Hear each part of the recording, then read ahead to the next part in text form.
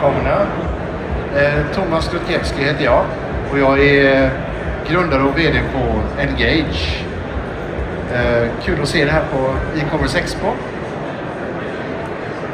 Vi har upptäckt en hel del intressanta saker om hur det som vi kallar för produktupplevelser påverkar köpupplevelsen och den digitala köpresan. Och det var det jag tänkte jag skulle berätta lite om för er idag. Det är nämligen så här att en av de största utmaningarna som företag som försöker digitalisera sitt sälj har, och det är att det är väldigt svårt att översätta den personliga försäljningen och ersätta den med digital försäljning utan att man tappar i kundens engagemang. Och idag tänkte jag berätta om en potentiell lösning på den utmaningen och det problemet. Det handlar om att göra försäljningen lika tillfredsställande online som en fysisk butik. Och det är vad vi kallar för produktupplevelser. Och jag vet inte, har ni någonsin känt er frustrerade när ni ska köpa en komplex produkt online? Har det varit svårt att förstå hur den fungerar? Genom att bara titta på bilder eller läsa en säljande text. Det är ju inte helt ovanligt. Och det är här som produktupplevelserna kommer in. Produktupplevelser är i princip en 3D-simulering av en fysisk produkt.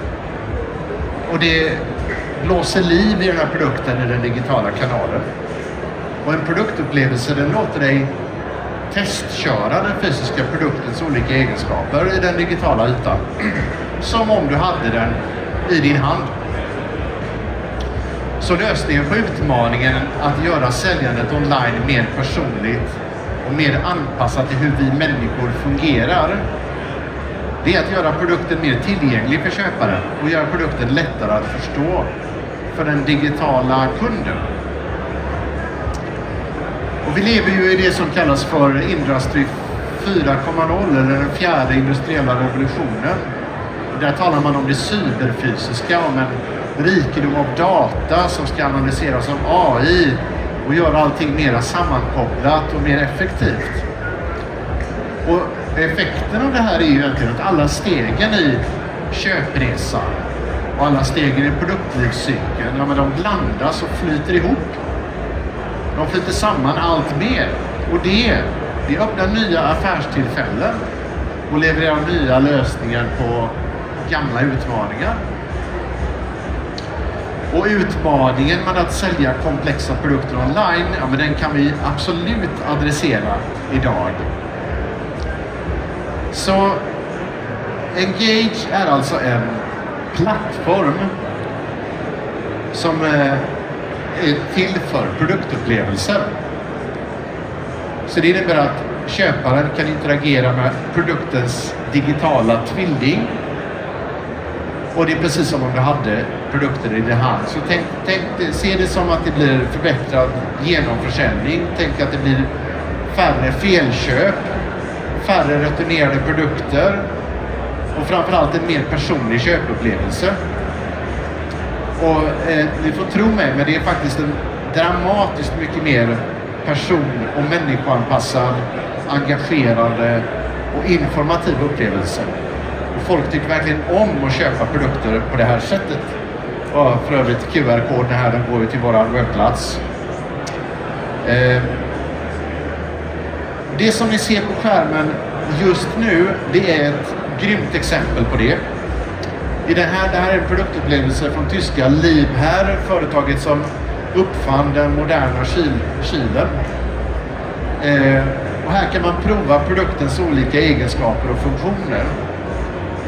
Och man kan till och med interagera med kylskåpets digitala skärm och allting är precis som i den fysiska produkten. Så man kan få en väldigt bra känsla av hur det är den här produkten att äga och använda. Och frågan är då, skulle det här göra ert köpbeslut enklare när ni köper någonting online? En studie som gjordes av Handelshögskolan här i Stockholm, den visar att sådana här produktupplevelser ökar produktförståelsen med 43% jämfört med vanligt content i ett e-handelsscenario. Och det här leder också till ökad köpvilja och framförallt, som jag tycker är väldigt spännande, en ökad uppfattad produktkvalitet. Alltså när man kan prova produkten, man kan lägga tid på den och man kan dra sina egna slutsatser. Då händer det här som vi ser på skärmen där. Precis som när man möter produkten i verkligheten egentligen. Det är samma sak. Och det är ju därför att produktupplevelserna svarar inte på frågan hur ser produkten ut? Jo, det gör de, men det är mer en bieffekt. Utan de svarar på frågan hur fungerar produkten? Hur är den att använda? Och det här sättet att ta till sig produkter, det fungerar lika bra på gamla, unga, digitala, analoga människor, därför att det är anpassat till hur vi människor tycker om att lära oss saker. Genom att använda flera av våra sinnen och genom att göra istället för att titta på. Så det återspeglas i det faktum att tiden som folk investerar i de här produktupplevelserna hamnar på flera minuter, i vissa fall tiotals minuter. Om man tittar på alla produktupplevelser i alla kategorier som vi har mätt i alla fall, så är snittinteraktionstiden nära 4 minuter. Och det är ganska länge i ett digitalt sammanhang. Och länge är ju för att du slutar vara betraktare och blir utforskare istället. Så, hur påverkar det här kundnöjdheten? Det är den stora och mycket bra frågan. Min hypotes är att kundnöjdheten förbättras dramatiskt. Och idag, här och nu, så tänker jag avslöja ett spännande projekt som går ut på att se om min tes stämmer. Och det är ett samarbete mellan oss och Whiteaway, och tyska Liebherr och universitetet i Bath, University of Bath School of Management. Och tanken är att vi då ska exponera Whiteaways tusentals vitvaruköpare, vitvarukunder, för den här produktupplevelsen i e-butiken.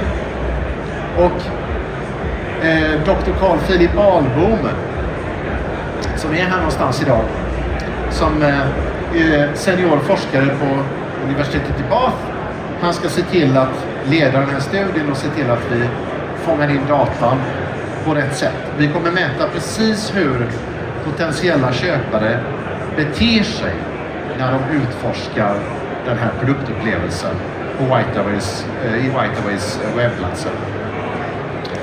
För ni förstår, det är nämligen så att de här produktupplevelserna som vi gör, de kan mäta vad du gör när du interagerar med produkten.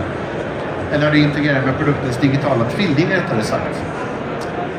Och då kan vi använda den här datan för att förstå delvis vad är det som faktiskt intresserar köpare. Vad lägger de sin tid? Vad lägger de sin uppmärksamhet?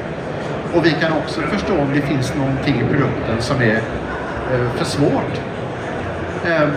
Och om ni är intresserade av hur det går med den här studien, så kan ni följa mig på LinkedIn, så blir ni först att få reda på resultatet. Näst efter Henrik då.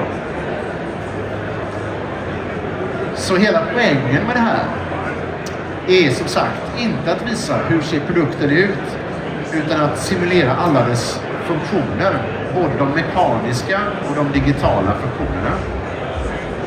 Så vi simulerar produkten plus processen. Och i den här produktupplevelsen, det är en industriprodukt från svenska Tyri Lights, så kan man lätt förstå hur produkten, som är ett belysningssystem för tunga fordon, hur den är att använda, hur det smarta belysningssystemet fungerar, hur fungerar fjärrkontrollen, hur fungerar appen och så vidare. Här kan man simulera en riktig fjärrkontroll som styr lamporna på den här hjullastaren eller vad det är. Och Tyri, de sätter QR-koder på sina förpackningar De tar med sig det här på mässor och de stoppar förstås in det i sina webbplatser och bäddar in upplevelsen där och även sina distributörer som återförsäljer deras webbplatser. Så det låter människor möta produkten utan att möta den. Ja. Och eftersom man kan mäta vad människorna gör när de använder en sån här produktupplevelse, så kan vi faktiskt göra ännu mer än att bara göra köpupplevelsen mer personlig. Vi kan till exempel använda den här datan för att göra den fysiska produkten mer användarvänlig. Och i den här produktupplevelsen som vi gör tillsammans med en global vitvarutillverkare som jag inte ska nämna vid namn idag, så simuleras produktens digitala gränssnitt fullt ut. Så man kan ställa in allting på den här ugnen och logiken i det här gränssnittet är bibehållen. Och då innebär det att det här är faktiskt en produkt som inte finns, det är en prototyp. Så prototypen kan vi testa på tusentals potentiella köpare. Och så kan vi ge dem en uppgift. Kan du ånga en fisk? Eller baka en kaka? Eller vad det kan vara. Och så mäter vi hur de använder det här gränssnittet. Då ser vi var i ligger, var det blir jobbigt, var fastnar folk. Den här datan följs tillbaka in i produktdesignen. Och så förbättrar man den digitala prototypen. Skickar ut den igen, testar igen, förbättrar. Och på så sätt så slipper man bygga den fysiska prototypen och skeppa runt den mellan olika länder. Så det är liksom ett nytt användningsområde för den här datan. Och det möjliggör användardriven produktdesign, vilket är helt fantastiskt. Snacka om Industry 4.0, eller hur? Så, om man ska sammanfatta allt det här så har vi interaktiva produktsimuleringar som jag kallar för produktupplevelser som transformerar köpupplevelsen online för komplexa sällanköpsprodukter. Och de överbryggar klyftan mellan det fysiska och det digitala och gör den digitala försäljningen mer engagerande och mer personlig. Och genom att samla in datan som genereras från när kunden interagerar med produktupplevelsen så kan företag föda sina AI-analytics med äkta produkt-kund-interaktionsdata och därmed lära sig vilka produktegenskaper som intresserar deras kunder mest. Och det är ganska bra om man till exempel skulle vilja designa sin produktkommunikation och veta det. Så den här datan kan också användas för att låta produkter utvecklas och designas för att vara mer intuitiva och människoanpassade och användarvänliga. Och det är det som är själva essensen i det som kallas för Industry 4.0. En datadriven, människocentrerad, humancentrerad approach som formar hur vi producerar, hur vi köper och hur vi konsumerar produkter. Produktupplevelserna möjliggör och förbättrar den digitala försäljningen genom att ta bort avståndet mellan köpare och produkt. Tack ska ni ha.